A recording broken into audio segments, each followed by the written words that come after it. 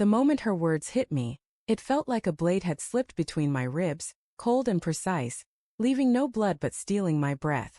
"I'm confused," she said, her voice soft, almost fragile as she stood in our kitchen, her fingers tracing the edge of a chipped coffee mug. The late afternoon light slanted through the window, catching the dust motes suspended in the air, and I stood frozen, staring at the woman I'd loved for 12 years, wondering when confusion had become a synonym for betrayal. The house was too quiet, the kind of quiet that presses against your eardrums, heavy with unspoken truths. I'd come home early, expecting to surprise her with takeout from that Thai place she loved, but the bags sat untouched on the counter, their grease stains spreading like accusations. She wouldn't meet my eyes. Her gaze darted to the floor, to the window, to the mug, anywhere but me. I wanted to ask, confused about what? But the question lodged in my throat, sharp and immovable, because deep down I already knew. We'd been fraying for months, maybe years, though I'd convinced myself it was just the grind of life, work, bills, the endless cycle of routine. I'd ignored the late nights she spent texting, her phone angle just out of my sight, the way her laughter felt forced when I tried to make her smile.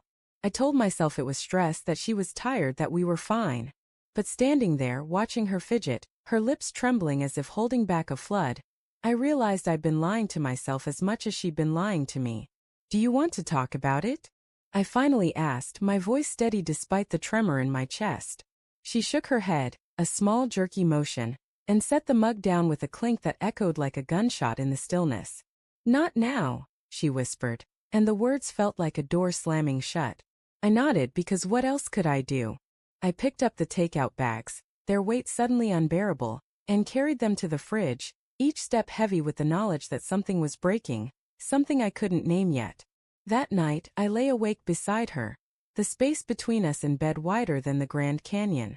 Her breathing was shallow, uneven, as if she too was wrestling with ghosts in the dark. My mind churned, replaying every moment of the past year. The canceled dinners, the vague excuses, the way she'd started locking her phone. I wanted to shake her awake, demand answers, but fear held me back. What if the truth was worse than the not knowing? What if I wasn't ready to hear it? The next morning she was gone before I woke up. A note on the counter read, "At yoga. Back later." Her handwriting was hurried, the letters slanting as if trying to escape the page. I stared at it, my coffee growing cold, and felt a prickle of unease. She hadn't gone to yoga in months. I checked my phone, half expecting a text, but there was nothing. Just a screensaver of us from last summer, grinning at a beach we'd never visit again.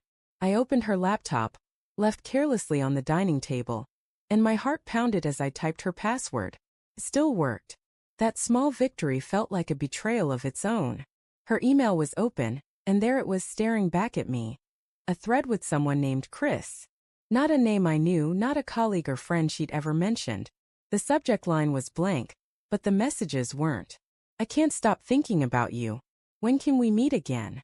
This is killing me, but it feels so right." Each word was a punch, knocking the air from my lungs. I scrolled, my hands shaking, reading promises and plans that didn't include me. A hotel receipt from last month. A photo of them together, her smile brighter than I'd seen in years. I closed the laptop, my vision blurring, and sat there, the silence screaming louder than ever. When she came home, I was waiting. The laptop was open again, the screen glowing like an indictment. She froze in the doorway, her yoga bag slipping from her shoulder. "You went through my things," she said, not a question but an accusation, her voice sharp with defiance. "You're confused." I shot back, my voice cracking. "Try finding out. Your wife's been lying to you for months." Her face crumpled, but not with guilt, with anger. "You don't understand," she said, stepping closer, her hands balling into fists. "You never did." The fight that followed was a storm, all thunder and no rain. She admitted to the affair, to Chris, to months of sneaking around, but she framed it as my fault. My long hours, my distraction, my failure to see her. I wanted to scream that I'd tried, that I'd loved her through every argument, every doubt, but the words wouldn't come. Instead I asked, "Do you love him?" She hesitated, and that pause was worse than any answer.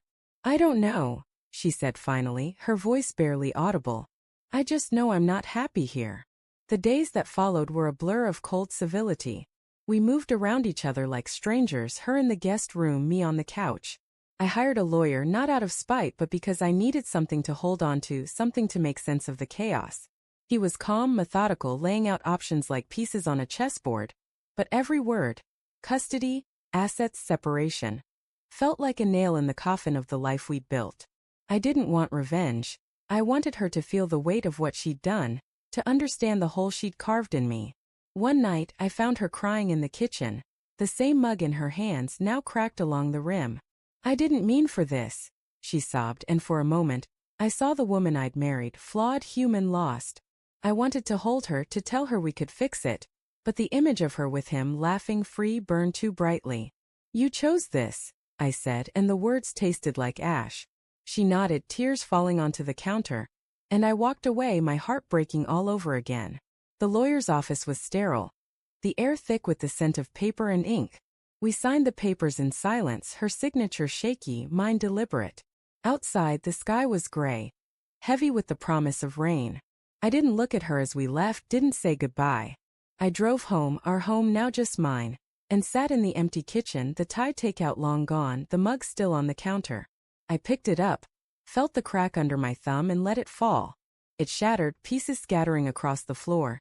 And I stood there, staring at the mess, knowing some things can't be put back together.